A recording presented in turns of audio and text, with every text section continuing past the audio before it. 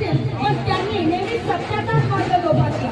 आज मी या ठिकाणी बोलत आहे त्याचा श्रेय सुद्धा मी महात्मा ज्योतिबा फुले आणि क्रांतीज्योती सावित्रीबाई फुले यांना देतो. छत्रपती शिवाजी महाराजांनी स्वराज्य निर्माण केला. छत्रपती शिवाजी महाराजांनी स्वराज्य निर्माण केला. ते स्वराज्याचा ही माता जिजाईने आपल्या पोटामध्ये वाढवलं. पण नंतरच्या काळामध्ये त्या स्वराज्यामध्ये त्या स्त्रियांना शिकवण्याचं आणि स्त्रियांवर चाललेल्या अनेक रूढी परंपरांच्या खाली नावाखाली स्त्रियांना दमन करण्याचं जे कार्य चालू होतं त्याला जर कोणी मोडीत काढलं असेल तर ते महात्मा ज्योतिबा फुले.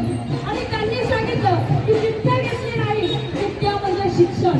शिक्षण घेतलं नाही तर बहुजन समाज कसा मागासलेला राहिलेला आहे.